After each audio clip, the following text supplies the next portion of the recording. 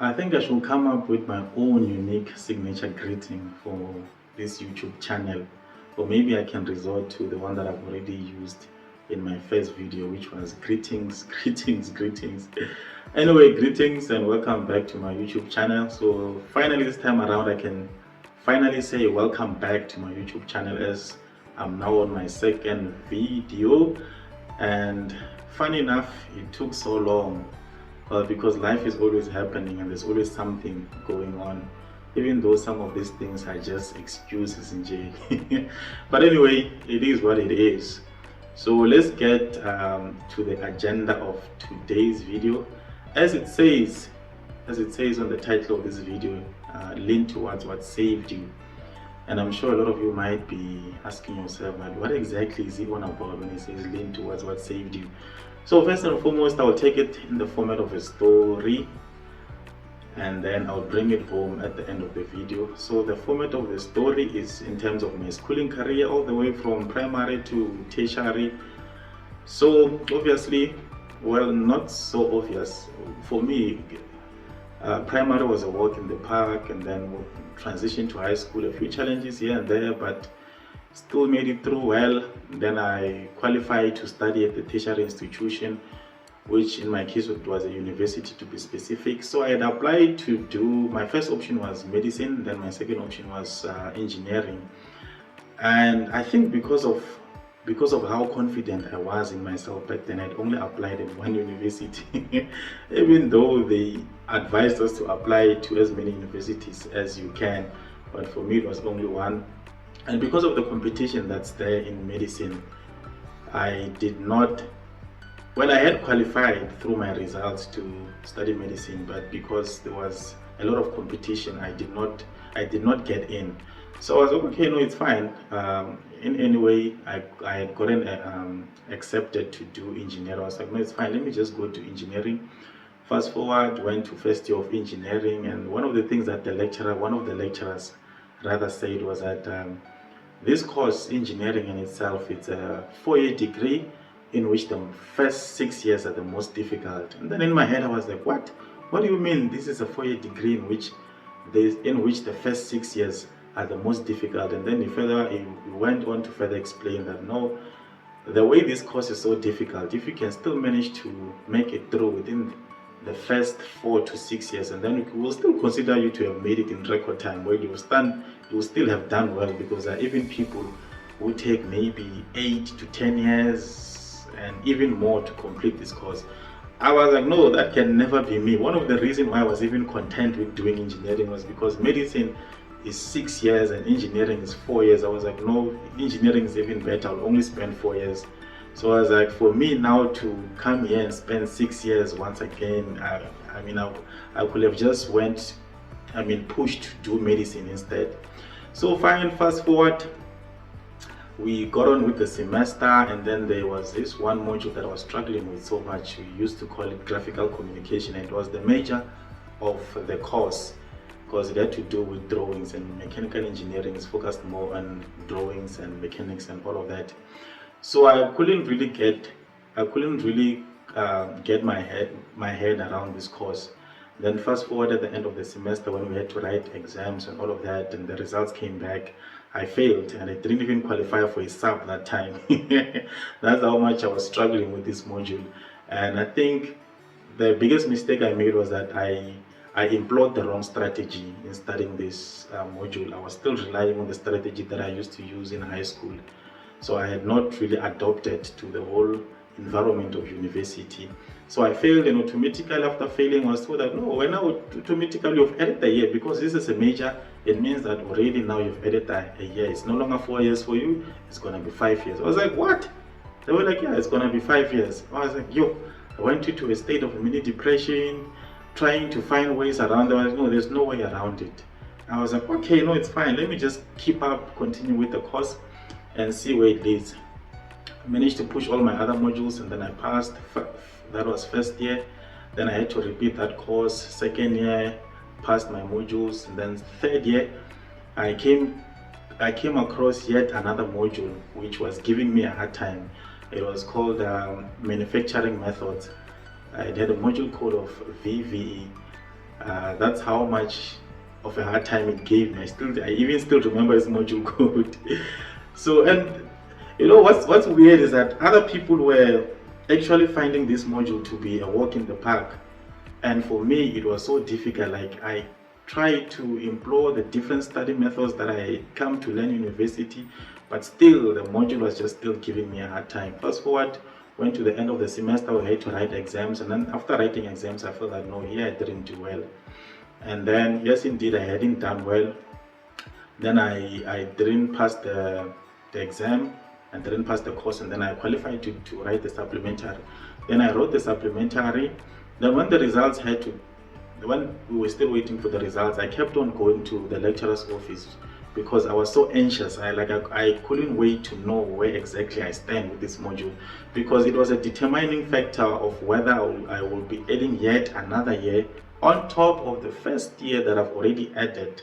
So on top of the 5, the 1 year that I've added, making it 5, meaning that now I was going to add another year to make it 6.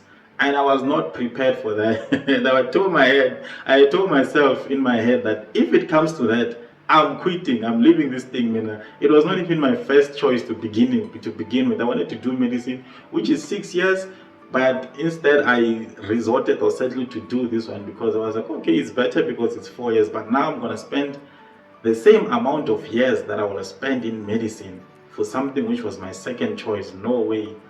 And then fast forward, supplementary was written, and then I kept on going to the lecturer's office just to find out how I did, and I was like, no, I haven't marked the papers, but just keep on checking with me, and then I will let you know how things went. So eventually I kept on going. I think I used to bother him almost every day until he marked, and as he was marking my paper, he told me that no, it doesn't look promising, things are not going well.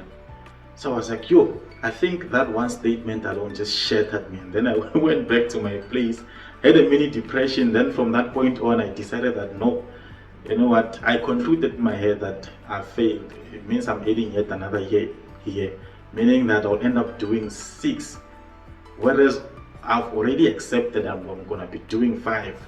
And on top of that, I was supposed to have done 4. So I was like, yo, what's even the use of me continue to attend, even though I've made it in all the other modules, but this one module is going to keep me back. So I went into a state of mini depression, and for 1 week I was not attending. I think I was just sleeping the whole day, just thinking about my life. What am I going to do? How do I get across this? How do I reverse time such that I can be able to pass this module? All of those thoughts, you know. And then from that, I tried to look for inspiration here and there, you know, just to get myself back up. I called people that I knew that could motivate me, but it was not working. I did a whole lot of things until I went onto YouTube. I started searching for motivational videos, inspirational videos, and then I came across this one video by Les Brown. And then from the moment that I started listening to it, it just moved me. It just moved me like immensely, and I felt it just restored my power, and I felt energized from that, and I felt the need to keep on going to such an extent that I concluded that even if I don't make it, then I have to add another 6 years. I will still go on to do this course until I finish it. Just from that motivational video alone, and it got me so excited to the point that I will go around sharing it with almost everyone that I knew. That's how, as though I've just came across the best thing in this life. And to my surprise, and unfortunately, the people that I will go around to share it with did not really receive it the same way that I did. And I was like, okay, what's going on here? But then I accept, I'm like, okay, no, it's fine. And then fast forward, the results came. Miraculously, somehow I managed to pass. I was like, okay, great, I'm still in the safe. I don't have to add another year. I'm still on the 5-year mark.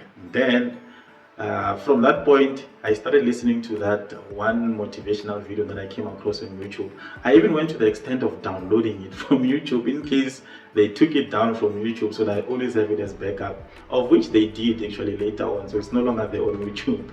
So I kept on listening to it every day, and it just changed the trajectory of my attitude, how I view things altogether, to such an extent that even some of my friends will notice. Now they will ask that, what's happening with you? You know, you are no longer the guy who will complain that he's gonna fail his exam, this and whatnot. I was like, no, my attitude has changed from that one video that I told you about. And okay, fast forward, I made it on my third year. I passed all my modules. Fourth year I passed and everything went well. I didn't fail another module that will end up adding another year, making it 6. So I graduated within that 5 years, of which the edition of the year came in my first year. And then after graduating, so I thought to myself, no, let me go around various high schools to offer the same motivation and inspiration that I received, because I learned that it was those words that carried me through, that even though I might have failed the module then, which might have resulted in the addition of another year, I was keen to continue either way because of that one motivational video that I came across.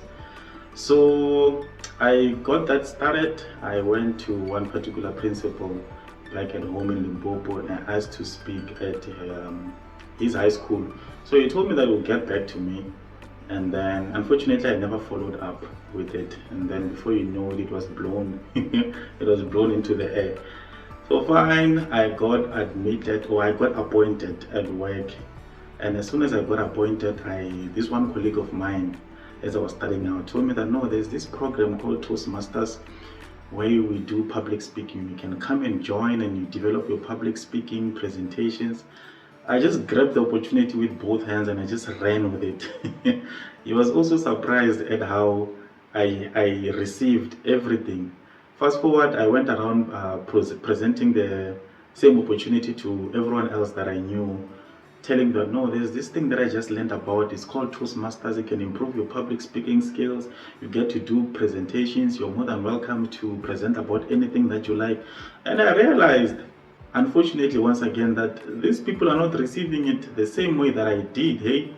And that's when it hit me that no, there's actually something that has been deposited within me that is having a natural connection to this thing of inspiration and motivation, and having to do with presentation and public speaking and everything around that.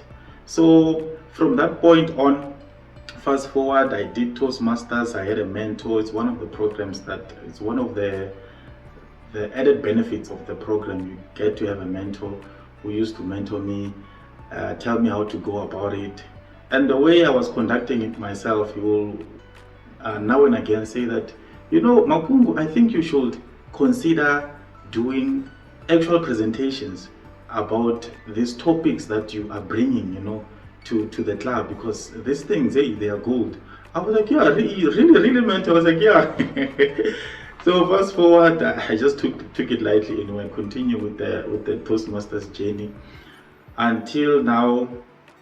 I came to a realization that no, this thing, like I said, there's something that has been deposited within me, that response, that just as a natural response to this. And each and every time I have to deal with anything along the lines of presentation, offering motivation, inspiration, it just fulfills me. It comes natural and it fulfills me. And now this is where now I came up with the whole topic of lean towards what saved you. I realized that no, back in the days, this thing actually saved me. It was words that came out that were spoken by someone else. In that case, it was Les Brown, which saved me. And now and again, I lean towards them, and they give me this satisfaction and completion that I don't get from anything else. And now that's when I decided to start my YouTube channel, which was long overdue, by the way. And in the same sense, I came to realize that the reason why some people don't respond the same way that I have responded to this whole opportunity was because they might not have the exact same deposit in them that is able to respond the same way that I responded. For example, for them it might be that what saved them was not words that came in terms of public speaking or motivation or inspiration. As we, at the end of the day, we get saved by different things. For some, you might find that it was dancing that saved them. For some, it might be preaching that saved them. I recall our pastor at our church, he said that before he started preaching, when you will go to church and hear other pastors preaching, you will go home and cry, because he knew that he has a deposit to preach within him, but because he's not doing it and now it bothers him, until now he started preaching it, and now he does that for a living, even though he still has a part-time, but not a part-time job, a full-time job that he does on the side. But his main primary objective is to preach, and hence that is something that has saved him. And also in the context of Christianity, actually, we lean towards Christ because we believe that Christ saved us. He saved us from our sins, and so on and so forth. And back to a list of examples that might have saved you, you just need to identify what exactly it is that you have came across, which you felt that it gave you life when you wanted to give up at one point in your life. Like I said, it might be dancing, for some it's preaching. For me, it was just hearing someone speak over an audio device, and then automatically I was attracted to that, and now I get fulfilled when I do that, as opposed to, well, there's a lot of things that fulfills us but the primary thing I feel like now it's this thing. And funny enough, I don't even like talking for that matter, but there's a huge difference between speaking and talking, and that's a topic for another day. Maybe we'll cover it in one of my videos. So once again, back to that, for some is dancing, for some is talking, speaking, dancing, preaching, helping others, playing football. There's a whole lot of things. You just need to identify whatever it is that you felt that at one point in time gave you life, or it helped you out of a situation. So that's where this whole topic or title of lean towards what saved you comes from rather. So identify that, because the odds are that's where your purpose and passion lies, and that particular endeavor has the ability to impact and inspire others. And how exactly do you identify? How do you get to tell that this is the particular thing that has saved me? Well, for me, in my case, it was something that gave me life in the midst of what I considered a dead-end situation. So if you find yourself in a situation where you felt like all was lost, and then you came across something which just gave you life instantly, that's exactly what has saved you, and it's something that you should lean against. The other things that you can use in which to spot that particular thing that has saved you, so that you can lean towards it with ease, is that it just makes you feel so complete one way or the other. And another thing that I forgot to mention earlier on is that it will make you shed tears, one way or the other. I mentioned an example of my pastor that when he had other pastors preaching, you will go home and cry. It was the case for me as well. After I listened to that motivational audio by Les Brown, and now and again, I will not cry the whole but I will feel tears coming out of my eyes, and because of the emotional connection that I had towards what was being said there, and how I related. I just felt like I was home. So that's also the other thing. If that particular thing is able to give you life, is able to make you cry, then you know that that's something that has saved you. And if you haven't came across it as yet, then that's also fine, but just be cognizant and be open-minded, so that the day it comes, you are able to see it, you don't miss it. Like I said, that's usually where your passion and your purpose and your gifts lie. And after having learned of that, it's easier for you to inspire and impact others through that particular thing that has saved you. So with that being said, I challenge you today to go on and look for that particular thing that has saved you. Spot it on, look back into your life, that what was the one point in time where I felt so down, then I came across this thing and it just gave me life instantly. You cannot mistake it for anything else.